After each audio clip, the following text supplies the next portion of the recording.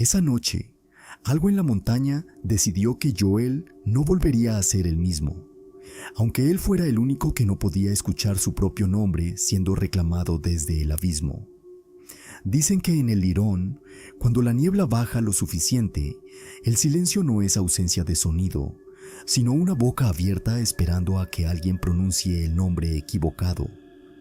Lo que escuchamos esa madrugada bajo las ruinas del viejo teleférico no era humano, y lo que Adal vio oculto entre las vigas oxidadas es algo que todavía hoy, años después, me impide cerrar los ojos en la oscuridad.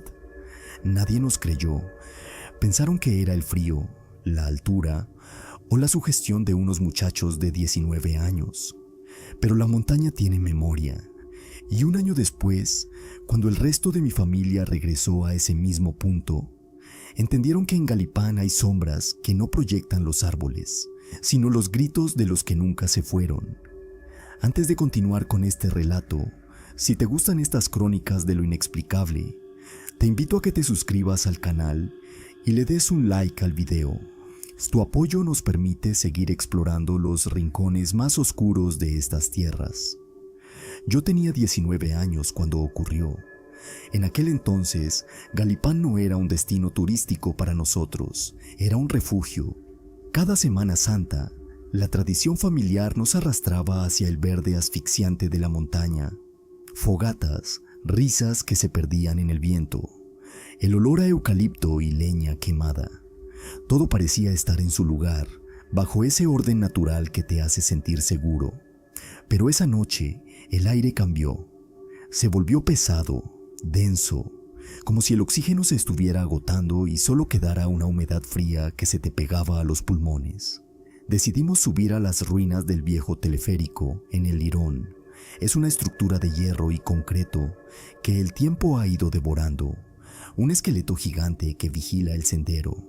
Subir allí de noche es sentir cómo el metal cruje bajo tus pies, vibrando con un eco que parece venir de kilómetros de profundidad. Llevé conmigo a 2 amigos de Guacara, Adal y Joel. El ascenso fue lento. Mis botas golpeaban la tierra seca y el sonido rebotaba en las paredes de roca, como si alguien nos estuviera siguiendo el paso. Unos segundos después, llegamos a lo más alto de la estructura. Desde allí el mundo parece irreal.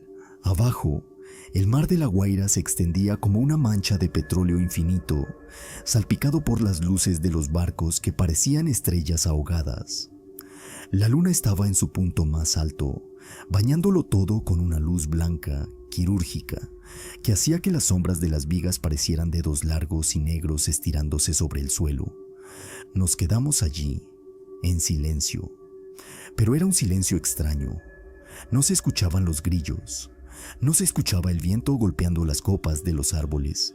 Era como si la montaña hubiera aguantado la respiración. Y de pronto, el vacío se rompió.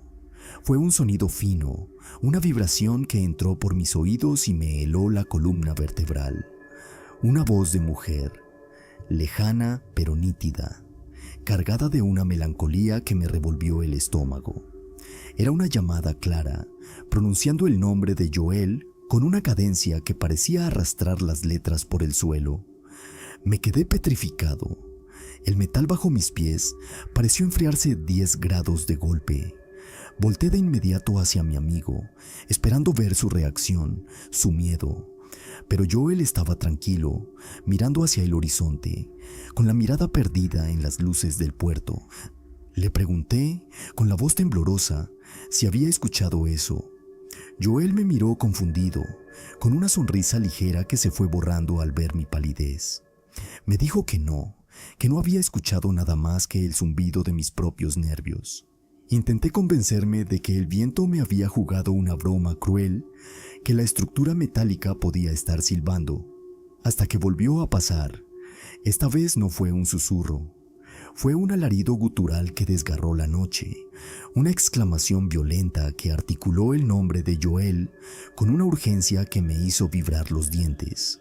Era un grito desesperado, como si alguien estuviera siendo arrastrado hacia un pozo sin fondo y necesitara que él bajara a buscarla. La voz estaba más cerca. Ya no venía del bosque lejano. Ahora Adal también se había tensado. Sus ojos se abrieron tanto que pude ver el blanco de sus pupilas brillando bajo la luna. Nos miramos. El terror que vi en su rostro era el reflejo exacto del mío. Estábamos escuchando a alguien llamar a nuestro amigo con una urgencia aterradora, pero Joel seguía ahí, de pie, en una burbuja de silencio absoluto. Él no escuchaba nada, y ahí fue cuando el verdadero horror se instaló en mi pecho. Porque al aguzar el oído para identificar la dirección de la voz, me di cuenta de algo que desafiaba toda lógica. La voz no venía de los senderos de arriba, ni de los matorrales que rodeaban la estructura. Esa voz venía de abajo. Salía de las grietas del concreto, de los cimientos oxidados que se hundían en la tierra negra.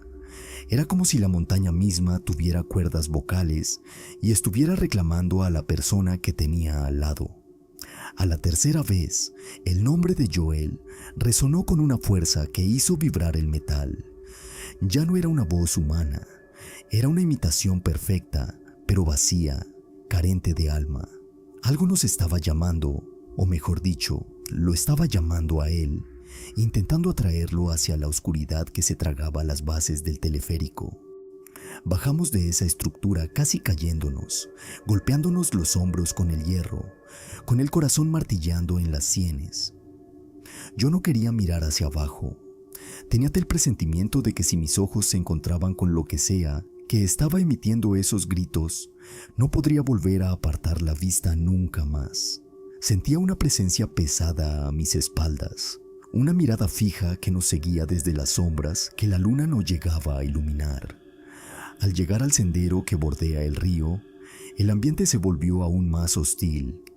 El agua corría con una furia que no recordaba, golpeando las piedras con un sonido seco, como huesos rompiéndose. Y allí, entre el murmullo del agua, sentí que esa cosa se había movido. Ya no estaba en las ruinas, nos había flanqueado. Estaba en el río, esperándonos. Agarré a Joel de una mano y a Adal de la otra. Mis dedos se enterraron en su piel. No estábamos corriendo. Estábamos huyendo de algo que no podíamos ver, pero que se sentía como una mano fría rozándonos la nuca. El camino al campamento, que usualmente tomaba minutos, se sintió como una eternidad de kilómetros bajo la vigilancia de árboles que parecían cerrarse sobre nosotros. Llegamos al campamento sin aire, con los pulmones ardiendo y el sudor frío empapándonos la ropa. Adal colapsó en el suelo y empezó a llorar de una forma silenciosa, traumática. No podía articular palabra. Tardó mucho tiempo en calmarse, rodeado de la luz de la fogata que ahora nos parecía tan pequeña e insuficiente contra la inmensidad de la noche. Cuando por fin pudo hablar, su voz era apenas un hilo de aire. Me miró y dijo algo que todavía me persigue en mis pesadillas. Me dijo que mientras bajábamos, él cometió el error de mirar hacia atrás. Dijo que la vio. Vio una figura encorvada, con extremidades demasiado largas, agazapada justo debajo de la plataforma donde estuvimos parados, y dijo que luego, cuando cruzamos el río, esa misma figura estaba de pie sobre una piedra, a pocos metros de nosotros, estirando el cuello como si buscara el oído de Joel para susurrarle algo que solo él debía saber. Yo no la vi, pero el frío que sentí en ese río fue el mismo que él describió. Nadie nos creyó esa noche, mi familia se rió, culparon al cansancio y a las historias de camino. Nos trataron como a niños que le temen a la oscuridad. Hasta el año siguiente, yo decidí no volver. Algo en mi instinto me decía que mi nombre era el siguiente en esa lista de espera, pero mi familia sí fue. Se instalaron en el mismo sitio y me contaron que en la tercera noche, el escepticismo se murió para siempre. Todos, absolutamente todos los que estaban en el campamento escucharon lo mismo. A las 3 de la mañana, una voz de mujer empezó a gritar desde la cima de la montaña. Era un grito que no se detenía, que rebotaba en las paredes del valle, llamando desesperadamente a alguien por su nombre. Un nombre que no pertenecía a nadie que estuviera allí esa noche, pero que sonaba con la misma autoridad de quien reclama una propiedad perdida. Ese fue el último año que alguien de mi sangre pisó Galipán, porque aprendimos de la manera más dura que hay lugares en esta tierra que no están vacíos. Lugares donde el eco no devuelve tu voz, sino que te devuelve algo más. Algo que se queda esperando a que pronuncies un nombre en voz alta, para poder llevárselo consigo a la profundidad de la montaña. ¿Te has preguntado alguna vez por qué en ciertos lugares sientes la necesidad instintiva de guardar silencio? Tal vez sea porque si hablas, algo ahí fuera podría aprender cómo suenas tú,